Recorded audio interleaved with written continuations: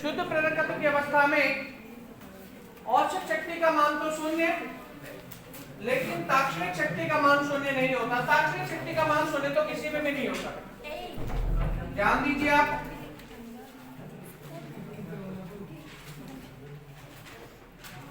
ताक्षणिक शक्ति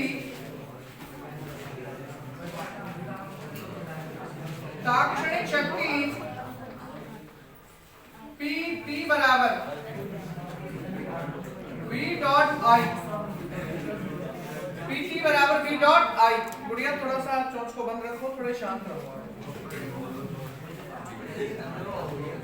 तो PT बराबर V0 sign omega T dot में I0 कॉस ओमेगा टी। क्योंकि साइन 0 कॉस ओमेगा टी से ही हमने omega T minus pi by 2 sine वाली वैल्यू ज्ञात की थी बेटा, आपको ध्यान होगा गलती से। तो PT बराबर V0 I0 बटे 2, मैं ऊपर और नीचे दोनों जगह बेटा 2 से गुणा भी साथ में कर रहा हूं।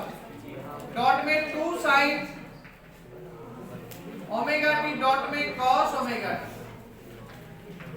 यदि माइनस आप चाहो तो माइनस आगे भी लगा सकते हो, क्योंकि उसमें धारा में मैंने आप लोगों को माइनस बताया था वहां। और यदि नहीं लगाना चाहते तो कोई दिक्कत नहीं है बेटा, माइनस के बिना भी सही होगा। चूंकि 2 sign omega T dot cos omega T बराबर साइन 2 ओमेगा टी फॉर्मूला है बेटा, याद ही रखना होगा। और ये पीछे जो बात कर रहे हैं ना, खाम कर सकते बेटा किसी भी क्षण। फिर मेरे को मत कहना कि तुम लोग मैं हमको बताया नहीं था पहले। तो PT बराबर V0 I0 बटे 2 साइन 2 ओमेगा टी ताक्षणिक शक्ति का समीकरण है बेटा। मैंने आपको भी थोड़ी देर पहले बताया था कि ताक्षणिक शक्ति का मान 0 नहीं होगा, चाहे परिपथ कोई सा भी हो। चाहे परिपथ कोई सा भी हो, ताक्षणिक शक्ति का मान 0 नहीं होगा। आगे ध्यान देते हैं, औसत शक्ति की वैल्यू कैलकुलेट करते हैं इसकी। औसत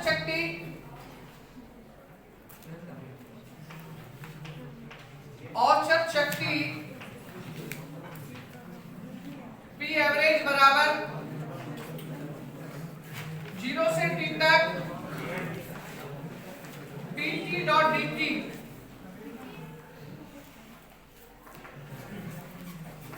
अपॉन में 0 से t तक dt। मान रखने के समीकरण से कौन सी समीकरण होगी बेटा? पहले समीकरण कौन सी तक हो चुकी?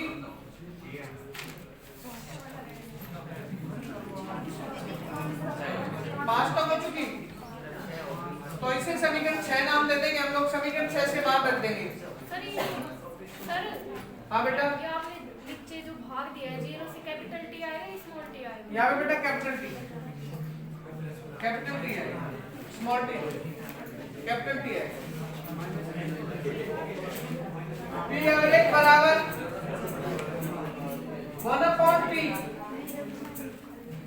1/t के रूप में खुल जाएगा, क्योंकि P माइनस 0 के रूप में खुलेगा। 0 का मोड़ है नहीं, तो T को अकेले को रख दो। 0 से t तक V0 I0 बटे में 2 साइन 2 ओमेगा टी डॉट में dt। V0 I0 बटे में 2 12 देंगे। P एवरेज बराबर V0 I0 बटे में 2t। मुझे नहीं पता किसकी ड्यूटी, लेकिन ड्यूटी निश्चित रूप से कह रहा है 0 से t तक साइन 2 ओमेगा टी डॉट में dt। इसकी सीधी वैल्यू बता रहा हूं मैं कि 0 से t तक साइन 2 ओमेगा टी डॉट में dt बराबर 0 बराबर 0। तो तो फिर पी एवरेज बराबर 0। औसत शक्ति का मान 0 हो गया। शुद्ध प्रतिरोध जब आपने पढ़ा था उस समय क्या 0 था क्या मान? औसत शक्ति का मान शुद्ध प्रतिरोध की अवस्था में क्या 0 था क्या? नहीं, वहां था आपके पास P एवरेज बराबर Vrms.Irms।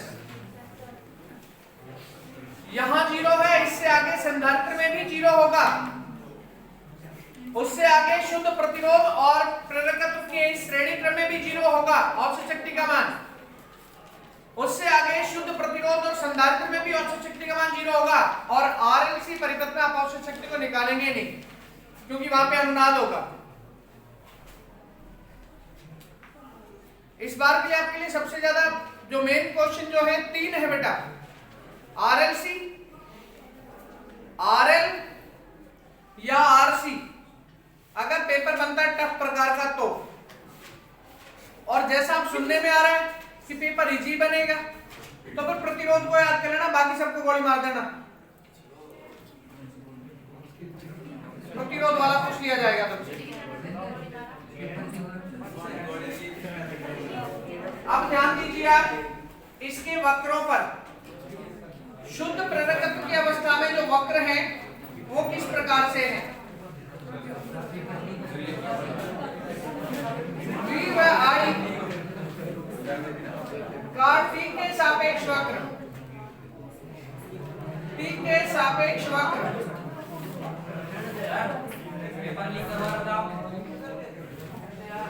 क्या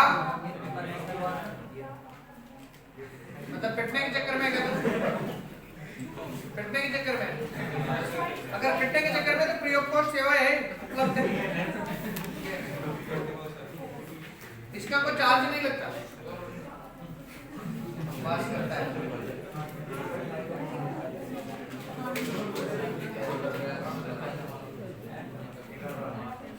जीरो से टी तक बेटा एक आवर्तकाल के कितने भाग बनाएंगे? 4, T/4, T/2, 3T/4 और पूरा कैपिटल T। पहले सीधा विभव का बना दो, क्योंकि विभव का पहले भी बना चुके हो, बन गया विभव का। अब धारा की स्थिति बताओ बेटा, धारा कहाँ है? विभव से π/2 कलाकोण से पीछे है। धारा कहाँ है? विभव से π/2 कलाकोण से पीछे है। अब उसको π/2 कलाकोण से पीछे आप कैसे दिखाओगे भाई, बता सकते हो?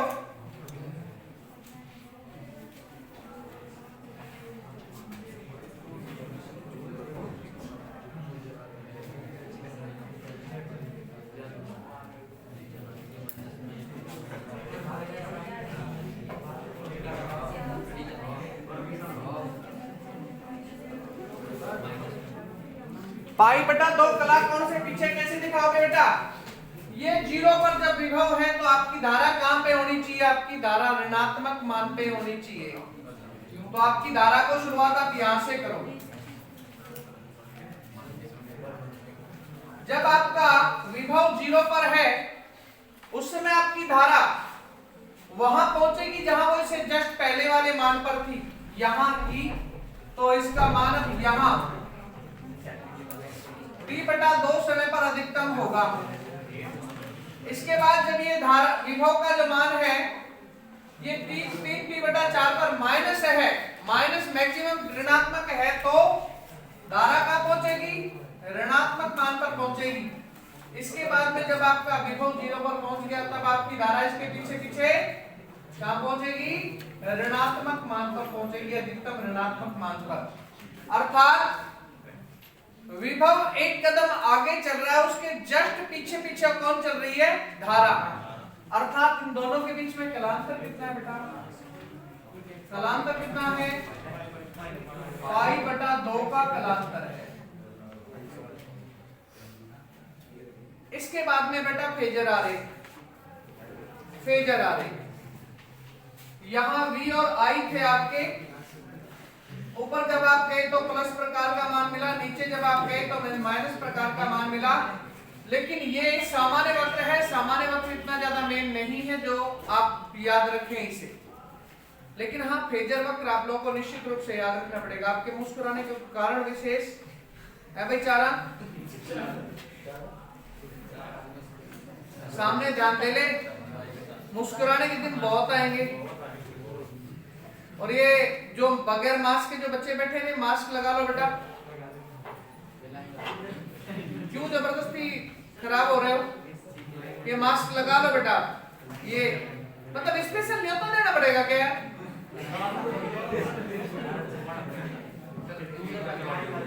गधा फूकने क्या उसको मत उतारो।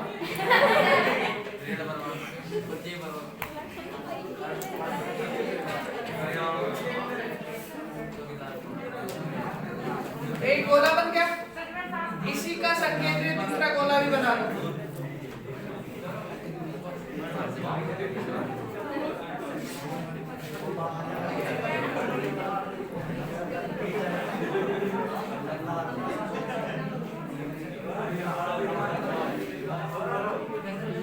सुनो बेटा, अगर ध्यान दोगे ना तो सब कुछ मिलेगा, और यदि ध्यान नहीं दोगे तो जो मिल रहा है वो भी वापस चला जाएगा। ठीक ढंग से ध्यान दे लो, फायदे में रहोगे। आपका विभव यहां है ओमेगा टी कलाकोण के साथ। तो अब आपकी धारा इसे π/2 कलाकोण पर कहां होनी चाहिए? यहां पीछे होनी चाहिए। और यहाँ पे बनने वाले कोण का मान π/2, इसका भी कोणीय वेग ओमेगा दिखाओगे, और बाहर से विभव का भी कलाकोण वो कोणीय वेग ओमेगा दिखाओगे। यहाँ पे v और I को दिखाया है हमने, और यहाँ पे हमने किसको दिखाया? समय t को दिखाया है। ये केंद्रीय बिंदु O है। डॉटेड लाइनों के द्वारा यहाँ पे v0 को दिखाना है, और यहाँ पे किसको दिखाना है? फिर I0 को दिखाना है। आपको फेजर वक्र निश्चित रूप से याद रखना है बेटा। बेशक से सामान्य वक्र को भूल जाना कोई परेशानी नहीं है, लेकिन फेजर वक्र को बिल्कुल भी मत भूलना। कोई से भी फेजर वक्र को मत भूलना। बना दो बेटा इसे फटाक से। शुद्ध प्रेरकत्व की अवस्था में प्रत्यावर्ती धारा के मार्ग में, शुद्ध प्रेरकत्व की अवस्था में प्रत्यावर्ती धारा के मार्ग में आने वाली बाधा, शुद्ध प्रेरकत्व की अवस्था में प्रत्यावर्ती धारा के मार्ग में आने वाली बाधा को प्रेरणिक प्रतिघात XL कहते हैं।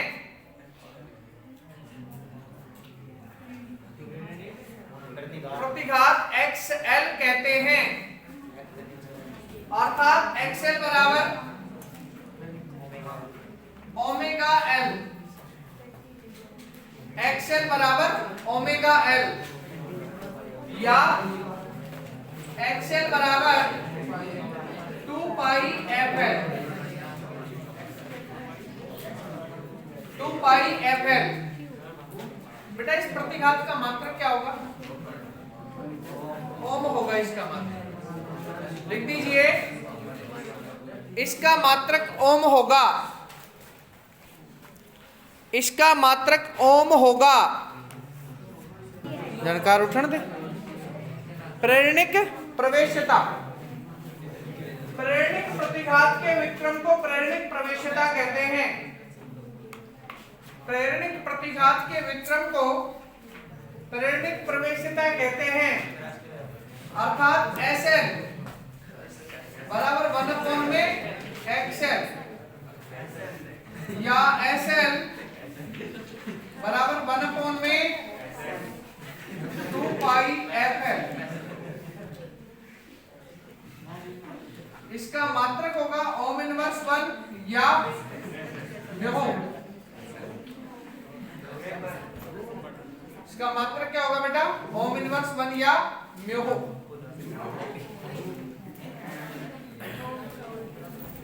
और इससे आगे नेक्स्ट पॉइंट आपको डालना है शुद्ध संधारित्र की उपस्थिति में या शुद्ध संधारित्र की अवस्था में, शुद्ध संधारित्र की अवस्था में, थोड़ा सा देखो बेटा, आवाज कम करो। MHO देखो, ये ओम का विक्रम है या चालकता का मात्रक है बेटा।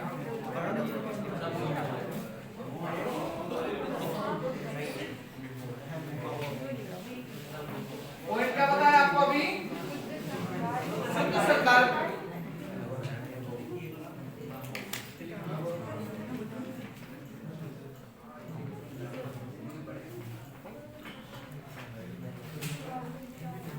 शुद्ध संधारित्र की अवस्था में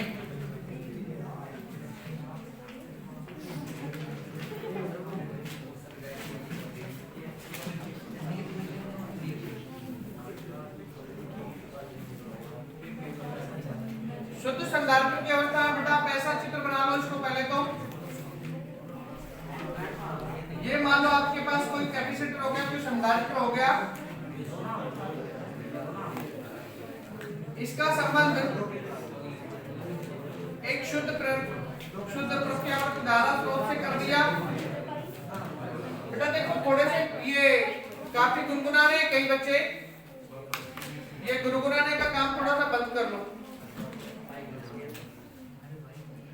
V बराबर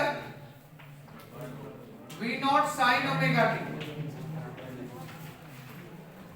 ताक्षणिक विभव का मान है। धारा I एम्पियर जा रही है इसमें और I एम्पियर की ही धारा बाहर भी निकल रही है। माना प्रत्यावर्ती विभव का ताक्षणिक मान, माना प्रत्यावर्ती विभव का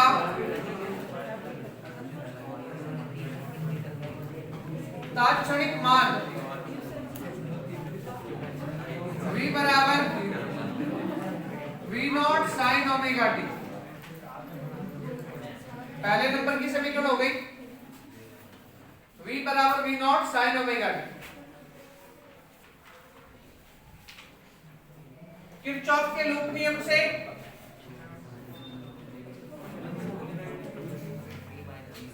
किरचॉफ के लूप नियम से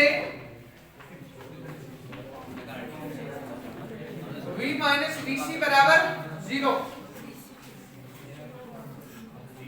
V माइनस VC बराबर 0 या V बराबर VC। समीकरण संख्या 2 हो गई बेटा। समीकरण 1 और 2 से, समीकरण 1 व 2 से VC बराबर V0 sin omega T, 3 number समीकरण। लेकिन VC बराबर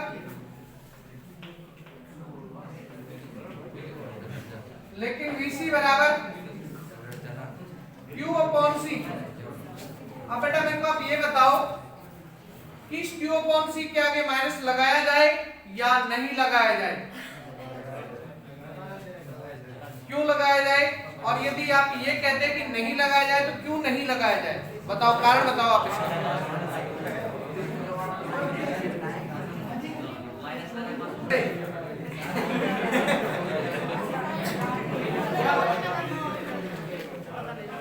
एक समीकरण और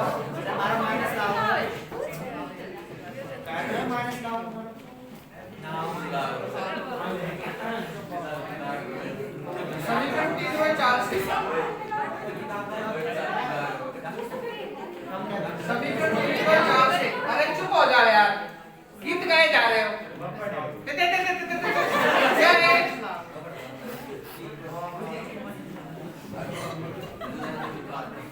Q अपॉन C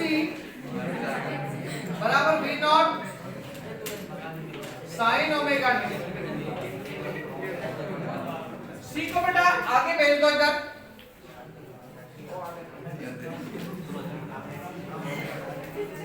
तो Q बराबर V naught C sine omega T. 5 number समीकरण। ये तो आवेश की समीकरण है।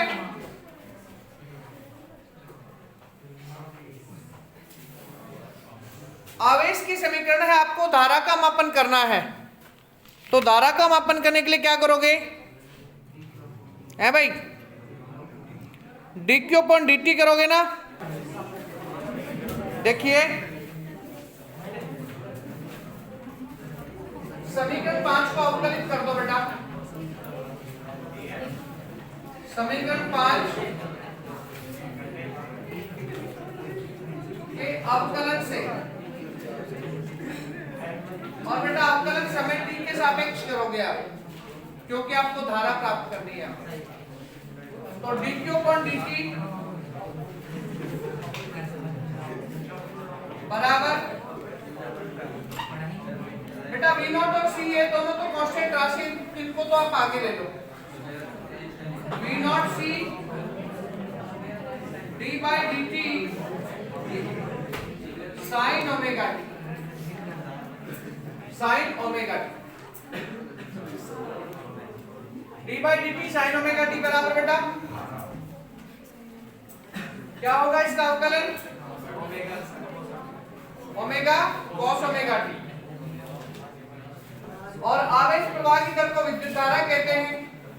तो यहां मैंने लिख दिया I बराबर V naught C omega cos omega T. I बराबर V naught C omega cos omega T. इसको एडजस्ट करेंगे बेटा, इसको एडजस्ट करके लिखेंगे कि भाई I बराबर V naught upon 1 upon omega C cos omega T. भाई देखो सुनो रे, ये फालतू की आवाज मत करो। नहीं, मेरा टाइम 1:30 बजे होगा, उससे पहले आप लोग गीत मत गाओ। क्योंकि V naught upon 1 upon omega C बराबर I0 प्रत्यावर्ती धारा का शिखर मान।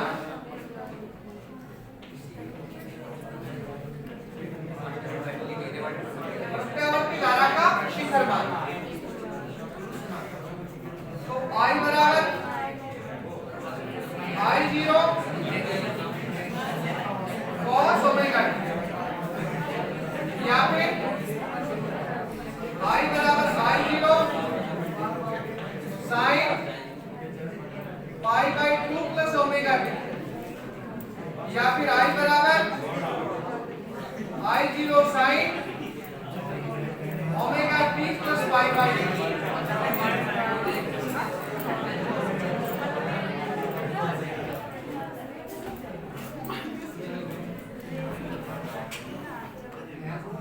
डेल फाई बराबर फाई 1 माइनस फाई 2। बेटा मान रख दो omega T minus omega T plus pi by 2, अर्थात डेल फाई बराबर क्या मिलेगा,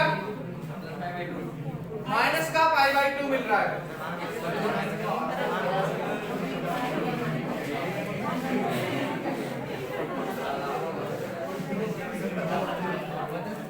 अरे दांत फाड़ने वालों, कभी शांति से बैठ लिया करो। डेल फाई बराबर omega T minus omega T, और बेटा इस बाहर वाले माइनस का इफेक्ट अंदर वाले पाई बाई 2 पर पड़ेगा, तो माइनस का ही पाई बाई 2। ये एक दूसरे को कैंसिल कर दिया इन्होंने। डेल पाई बराबर माइनस पाई बाई 2। अब ये क्या प्रदर्शित कर रहा है बेटा? हमने घटाया किसमें से है? विभव के कला कोण में से घटाया है। तो ये क्या बता रहा है कि शुद्ध संधारित्र की अवस्था में प्रत्यावर्ती विभव प्रत्यावर्ती धारा से पाई बटा 2 कला कोण पीछे है। इसकी लैंग्वेज हम ये लिखेंगे।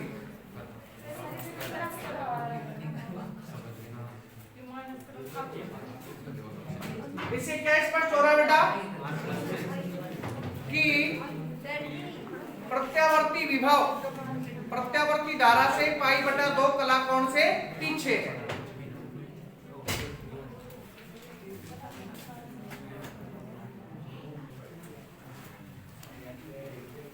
प्रत्यावर्ती शक्ति या फिर शक्ति को देख रहे हैं बेटा।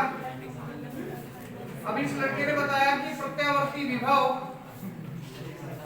और धारा का बिंदु गुणनफल क्या कहा जाता है? शक्ति कही जाती है। कोई बात नहीं भाई, दोनों के मान रखो बेटा। Pt बराबर V0 sin omega t dot में I0 cos ओमेगा t। ये मैंने ये वाला मान रखा है बेटा, I बराबर I0 cos ओमेगा t। मैंने लास्ट वाला मान नहीं रखा। तो Pt बराबर V0 I0 बटे में 2, बेटा मैं इसमें 2 बटा 2 से गुणा भी कर रहा हूं ताकि ये सूत्र बन सके। Dot 2 sign omega T dot में कॉस ओमेगा टी। चूंकि 2 sign omega T dot cos omega T बराबर साइन 2 ओमेगा टी। मान रख दो बेटा Pt बराबर V0 I0 बटे में 2 साइन 2 ओमेगा टी। शुद्ध संधारित्र की उपस्थिति में प्रत्यावर्ती शक्ति का जो मान है वो शुद्ध प्रेरकत्व वाली प्रत्यावर्ती शक्ति के ही समान है। आगे देखो, इसका औसत मान देखते हैं। औसत मान क्या होगा? 0 होगा। कैसे?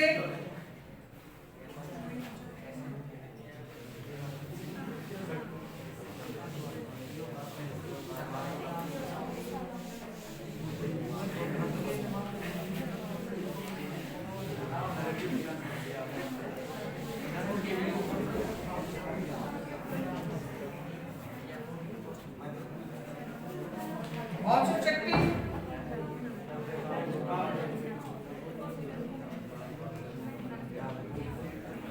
V एवरेज बराबर 0 से t के पदों में Pt डॉट dt अपॉन में 0 से t तक dt या फिर P एवरेज बराबर, बताओ बेटा क्या लिखूंगा मैं?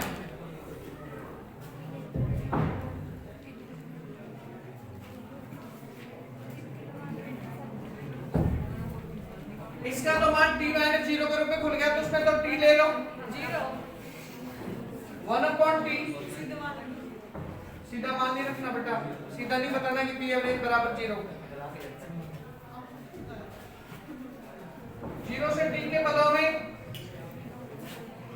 V0 I0 बटे में 2 साइन 2 ओमेगा t डॉट में dt या P एवरेज बराबर V0 I0 बटे में 2t 0 से t के पदों में साइन 2 ओमेगा t डॉट में dt। इसका मान 0, तो P एवरेज बराबर भी क्या? ये भी 0। अर्थात शुद्ध संधारित्र की उपस्थिति में भी क्या हो गई? औसत शक्ति 0 हो गई।